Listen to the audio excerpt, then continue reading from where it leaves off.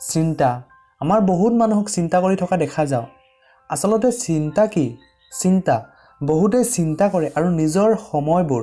বৰবাদ কৰা দেখা যায় নিজৰ ভাল সময়বোৰ কিন্তু কিয় মোক তুমি এটা কথা কোৱা কিয় তুমি চিন্তা কৰি আজিৰ ভাল সময়বোৰ বৰবাদ কৰি লৈছা কিয় হেবোৰ চিন্তা কৰি যিবোৰ তোমাৰ জীৱনলৈ পুনৰ ঘূৰাই নোপোৱা তাক চিন্তা কৰি আজিৰ ভাল সময়বোৰ বৰবাদ কৰিছা কিয় তোমাৰ আহিবলগীয়া সময়বোৰৰ বাবে চিন্তা কৰি আজিৰ সময়বোৰ বৰ্তমান সময়ক বৰবাদ কৰিছা তোমাক এটা কাহিনী শুনাও এবাৰ এখন ৰাজ্যত এজন ৰজা আছিল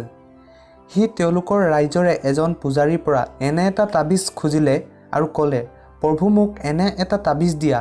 যাৰ সহায়ত মই মোৰ জীৱনত অহা সকলোতকৈ বেয়া সময়ত তাৰ পৰা সহায় পাব পাৰোঁ এতিয়া সেই পূজাৰীজনে তাক এটা তাবিজ দিলে কিছুদিনৰ পাছত সেই ৰাজ্যখনত বেলেগ এজন ৰজাৰ আক্ৰমণ চলিল বেলেগ ৰাজ্যৰ ৰজাৰ আক্ৰমণত সেই ৰাজ্যজনে হাৰিল আৰু হাবিত পলাই থাকিবলগীয়া হ'ল হাবিত থাকোঁতে সি এটা ভাতৰ দানাৰ কাৰণে চলাত কৰিবলগীয়া হ'ল তেতিয়া সি ভাবিবলৈ ধৰিলে মই এজন ৰজা হৈ আজি এই হাবিত এমুঠি ভাতৰ কাৰণে চলাত কৰিবলগীয়া হৈছে ইয়াতকৈ মোৰ আৰু কি বেয়া দিন আহিব এই বুলি ভাবি সি সেই পূজাৰীজনে দিয়া তাবিজটো খুলিলে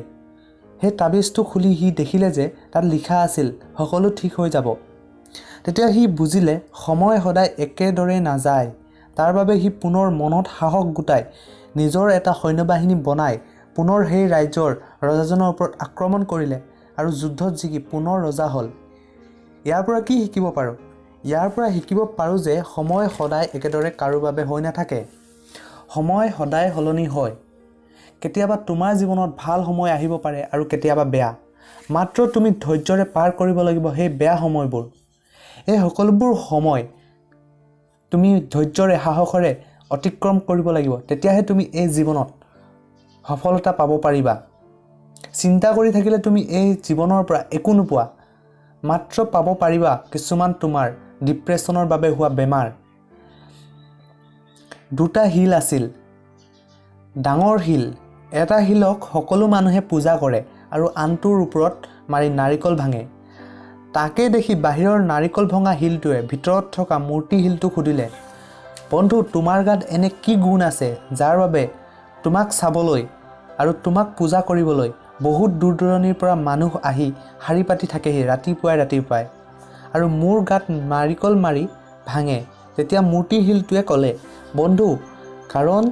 যেতিয়া তোমাক মূৰ্তিকাৰে মূৰ্তি বনাবলৈ চেনি হাতুৰি মাৰোতে তাক তুমি সহ্য কৰিব পৰা নাছিলা